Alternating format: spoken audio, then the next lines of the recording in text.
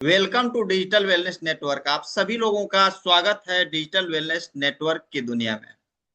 आइए हम लोग समझते हैं कि किस तरीके से भारत के अंदर समय समय पे आर्थिक घटनाएं घटित होती रही है और उसके अकॉर्डिंग जो व्यक्ति अपने आप को ढालने का प्रयास किया वो कहीं ना कहीं अचीवमेंट को प्राप्त किया।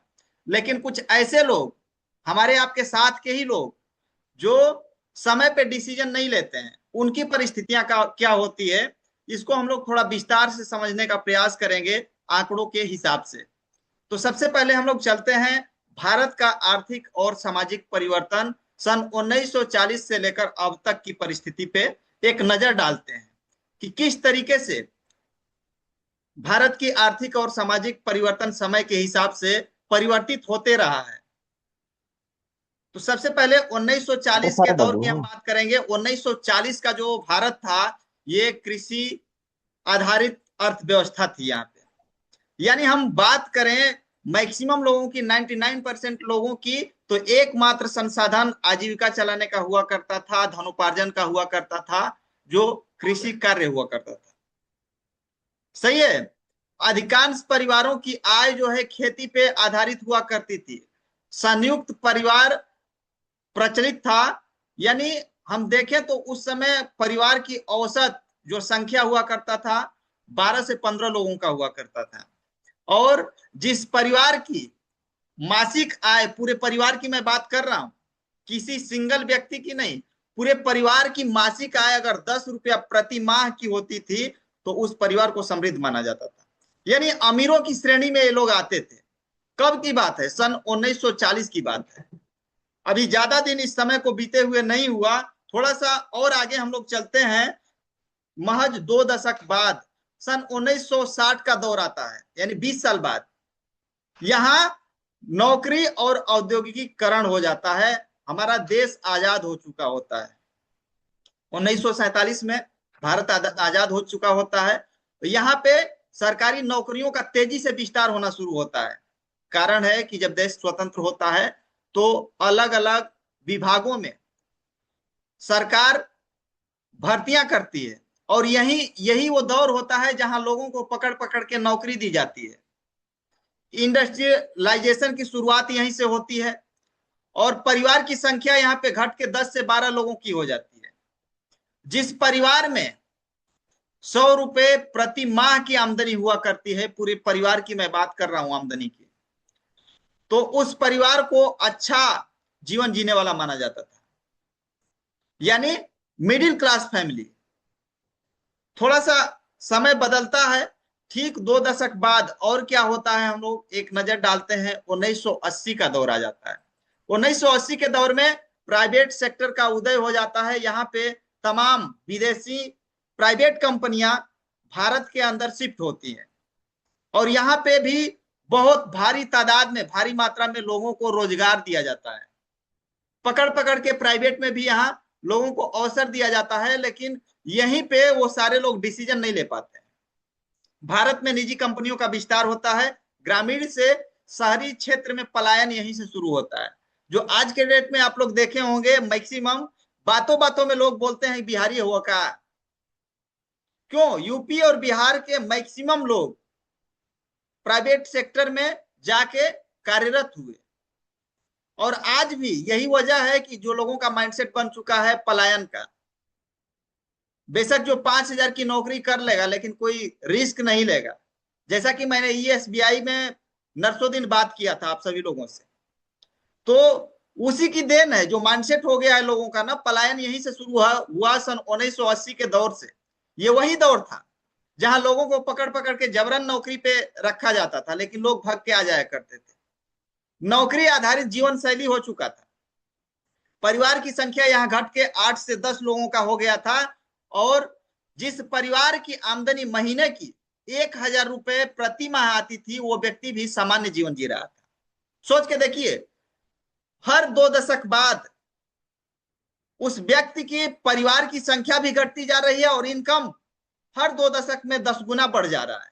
इसके बाद भी जो कैटेगरी है जीने की, वो बदतर होती जा रही है। इससे हम क्या समझ पा रहे हैं? आगे थोड़ा सा और 2 दशक बाद हम नजर डालते हैं, सन 2000 का समय आ जाता है, यानी ठीक 20 साल बाद। यहां पे क्या होता है? कंप्यूटर कंप्यूटर एरा आ जाता है। कंप्यूटर और आईटी क्रांति यहाँ पे होती है, जब लोगों को सन 1990-95 के दशक में बोला जाता था कि एक ऐसा यंत्र आ रहा है कि घर बैठे आप मोबाइल से देश विदेश, दिल्ली, मुंबई, कोलकाता कहीं भी बात कर सकते हैं। लोगों को भरोसा नहीं होता था। हाँ, ऐसा भी हो सकेला।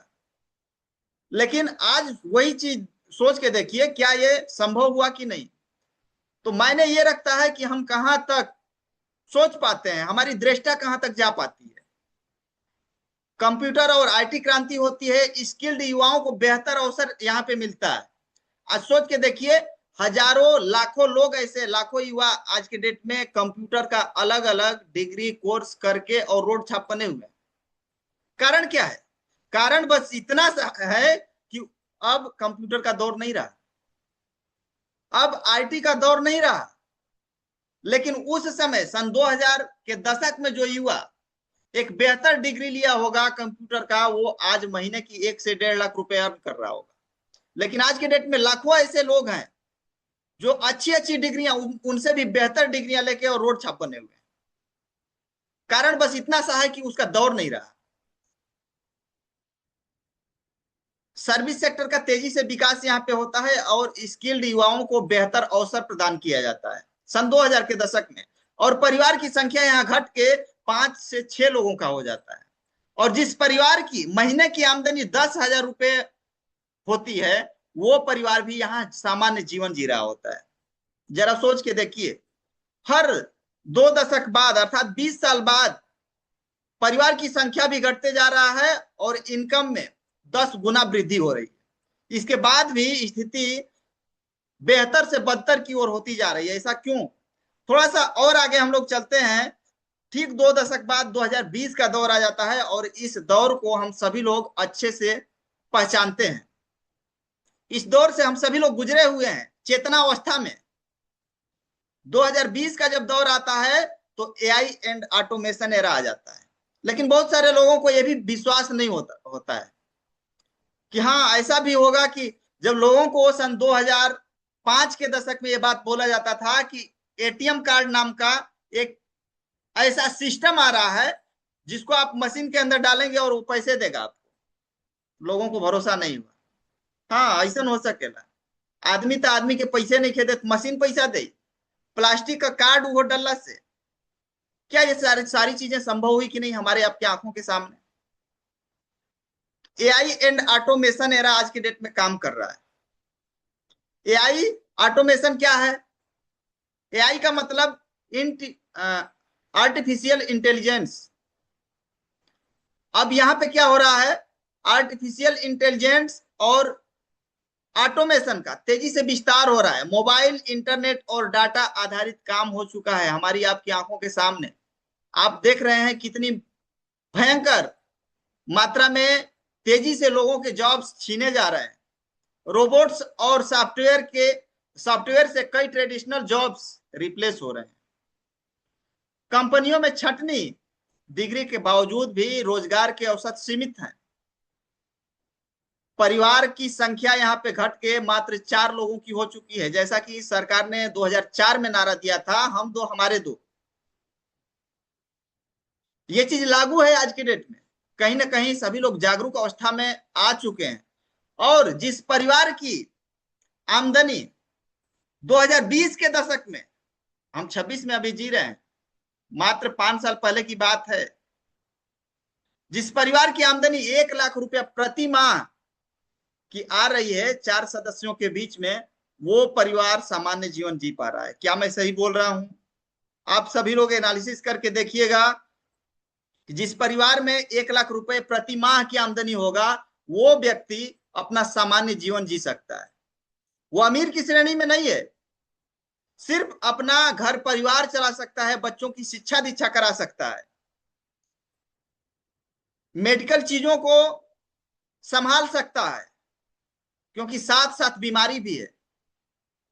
तो आप समझ सकते हैं कि सामान्य जीवन जीने के लिए सन 2020 के दशक में 1 लाख रुपए की रिक्वायरमेंट है, और ऑलरेडी हम 5 साल बाद 2026 में जी रहे हैं, 2026 के शुरुआत में। तो आप सोच के देखिए कि क्या आपकी आमदनी, आपके परिवार की आमदनी 1 लाख रुपए प्रति माह की है जिससे कि आप सामान्य जीवन जी पाएंगे? अगर 1 लाख रुपए प्रति माह की आमदनी आप कर रहे हैं तो बहुत अच्छी बात है, आप सामान्य जीवन जी सकते हैं। अब यहीं से एक बहुत बड़ा सवाल खड़ा होता है, थोड़ा सा आगे एक नजर और हम लोग डालते हैं। 2026 का दौर जो चल रहा है अभी हम सभी लोगों के सामने, एआई एंड ऑटोमेशन एरा, जहां पे रोबोट काम कर रहे हैं, हमारे 24 घंटे काम कर सकते हैं रोबोट। तो ये दौर है एआई एंड ऑटोमेशन एरा। अब आप क्या सोच रहे हैं, क्या आपके हिसाब से 2026 एआई एंड ऑटोमेशन एरा, क्या आपकी आय 2026 में 1 लाख रुपए प्रति माह की है? अगर है तो बहुत अच्छी बात है। दूसरा सवाल आपसे है कि क्या आगे 2040 का दशक नहीं आएगा आपके हिसाब से? समय को तो कोई रोक नहीं सकता है। क्या 2040 का दशक आने तक आपकी आय 10 लाख रुपए प्रति माह की हो जाएगी? कोई ऐसा सिस्टम आपके पास है, कोई ऐसा प्लेटफॉर्म है? तो बहुत अच्छी बात है। अगर नहीं है तो लास्ट सवाल आपसे है कि क्या आपके पास कोई अच्छा प्लेटफॉर्म और रोड मैप है? अगर है तो बहुत अच्छी बात है। अगर नहीं है तो आपको अभी क्या करने की जरूरत है, आगे मैं आपको बताने वाला हूं। क्यों? क्योंकि हमने जो शुरुआत किया सन 1940 के दशक से, कृषि कार्य आज भी बंद नहीं है, लेकिन कृषि कार्यों को करके कितने लोग आज अमीर बन रहे हैं आप देख सकते हैं। जब लोगों को सन 1960 में पकड़ पकड़ के नौकरी दिया जाता था, तो नौकरी आज के डेट में भी बंद नहीं है, चाहे प्राइवेट हो या सरकारी, लेकिन नौकरी करके कितने लोग अमीर हो रहे हैं। तो बंद कुछ भी नहीं होने वाला है मेरे दोस्त, बस समय का खेल है। और जिस चीज का दौर होता है उस दौर के हिसाब से अगर डिसीजन आपने सही लिया तो कहीं ना कहीं उन अमीरों की श्रेणी में आप भी आ सकते हैं। तो अभी जो 2026 का दशक चल रहा है, इसमें हमें क्या डिसीजन लेने की जरूरत है, यहां पे हम लोग थोड़ा सा समझने का प्रयास करेंगे। 21वीं सदी का व्यवसाय, जिस सदी में हम अभी जी रहे हैं, 25 साल ऑलरेडी गुजारने के बाद 2026 में हम लोग जी रहे हैं, लगभग 74 साल कुछ महीने का, 10 महीने का हम लोगों के पास समय है। अब आप जरा सोच के देखिए 21वीं सदी का सबसे बड़ा व्यवसाय कैसे ये साबित होगा। डायरेक्ट सेलिंग बिजनेस 21वीं सदी का सबसे बड़ा व्यवसाय है। कैसे? टेस्ला, जो दुनिया का सही सबसे रईस इंसान है, नंबर 1 पे जो आता है, एलन मस्क, जिसकी कंपनी है उसका नाम है टेस्ला। टेस्ला का मालिक एलन मस्क। आप गूगल चैट जीपीटी करिएगा, दुनिया का टॉप 10 रईसों में सबसे नंबर 1 पे आता है एलन मस्क। क्या करता है? Direct selling. सर्च करिएगा। अमेजन, दुनिया का सबसे दूसरे नंबर का रईस इंसान जेफ बेजोस, जो अमेजन का मालिक है। तीसरे नंबर का सबसे रईस इंसान मार्क जुकरबर्ग, जिन्होंने फेसबुक का इजाद किया, जिन्होंने एक प्लेटफॉर्म देने का काम किया।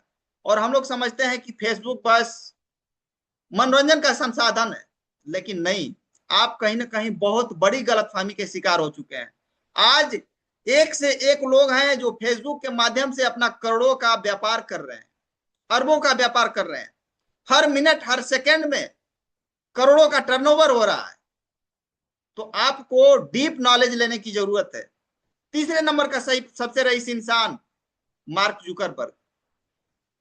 गूगल, सुंदर पिचई की अगर हम बात करें, गूगल आप सोच के देखिए, ऑल ओवर वर्ल्ड में सबसे ज्यादा इस्तेमाल होने वाला ऐप, जो लगभग आज के डेट में दुनिया के चौथे नंबर की रईसों की श्रेणी में आते हैं। और हम सभी लोग जानते हैं फोन पे, फोन पे के बिना आज के डेट में कोई ट्रांजैक्शन नहीं होता है। जियो, हम सभी लोगों के बीच में टेलीकॉम का सबसे बड़ा संसाधन इंडिया का। ओला, ओयो, ये सब क्या है? डायरेक्ट सेलिंग के उत्कृष्ट उदाहरण हैं। आपको थोड़ा और डीप जानकारी लेने की जरूरत है। कहीं ना कहीं मेरे कहने का बस इतना सा तात्पर्य है कि जो 21वीं सदी अभी चल रही है, ये डायरेक्ट सेलिंग क्रांति है। अगर डायरेक्ट सेलिंग के प्रोफेशन में आप हैं तो बहुत अच्छी बात है। अभी से आपको डिसीजन लेने की जरूरत है और जग जाने की जरूरत है। कल के डेट में वो समय आने वाला है, महज 5 साल बाद आप देख पाएंगे कि लोग यहाँ पे लाइन लगा लगा के भर्ती करेंगे डायरेक्ट सेलिंग के अंदर। जैसे अभी आज नौकरी के चक्कर में लोग अंधे हो चुके हैं, एक से एक डिग्री को हासिल करने के बाद भी लोग लाइन लगाते हैं और फिर मेरिट बनती है। इसके बाद भी कोई संभावना नहीं है कि 20 से 25 साल 30 साल गुजारने के बाद अपना समय प्लस पैसा और एफर्ट तीनों लगाने के बाद कोई गारंटी नहीं है कि नौकरी मिलेगी। ठीक वही चीज डायरेक्ट सेलिंग के अंदर भी होने वाला है, मात्र 5 साल वेट कर लीजिए। अभी तमाम यूनिवर्सिटी के अंदर डायरेक्ट सेलिंग की पढ़ाई शुरू हो चुकी है, MBA BBA में ऑनलाइन कोर्स भी कर सकते हैं। तो ये दौर है लोगों को बताने का, घर घर जाके समझाने का, लोगों को जागरूक करने का। और एक दिन वो समय आएगा कि आप अमीरों की श्रेणी में आ सकते हैं, जब लोग आपके यहां आके गिड़गिड़ाएंगे, लेकिन हमारे और आपके हाथ में से वो चीज निकल चुकी होगी कि हम चाह के भी लोगों को बिना सर्टिफिकेट के ज्वाइन नहीं करा पाएंगे। तो अभी जितना जल्दी हो सकता है, जितना एफर्ट लगाना है उतना एफर्ट लगा लीजिए मेरे दोस्त। ये क्रीम टाइम है बिल्कुल। जितने अधिक लोगों तक आपको पहुंचना है पहुंच जाइए और डायरेक्ट सेलिंग के विषय में लोगों को जागरूक करने का प्रयास करिए, जहां से आप एक दूसरे के जीवन को बना सकते हैं, उसके स्वास्थ्य को सुधार सकते हैं, उस व्यक्ति को एक नया अवसर और जीवन दोनों प्रदान कर सकते हैं। डायरेक्ट सेलिंग वो प्लेटफॉर्म है। थोड़ा सा आगे हम लोग नजर डालते हैं। अब समय है डायरेक्ट सेलिंग डिसीजन लेने का। अब समय है डिसीजन लेने का। अब आप क्या सोच रहे हैं? अभी तक आपके पास अगर प्लेटफॉर्म नहीं है तो बिना सोचे समझे, कुछ भी सोचने का समय नहीं है मेरे दोस्त, क्योंकि सोचने में वो वक्त निकल चुका होगा। अब ये डिसीजन लेने का समय है और अपनी जर्नी डायरेक्ट सेलिंग के अंदर स्टार्ट करने की जरूरत है। No wait, no watch, limit time है। So thank you very much. मैं उम्मीद करता हूं कि ये सेशन आप सभी लोग समझ पाए होंगे, और अगर इसके बाद भी आपके दिमाग की बत्ती नहीं जल रही है तो सोचिए, आपके साथ ऊपर वाला कुछ होने देना नहीं चाहता।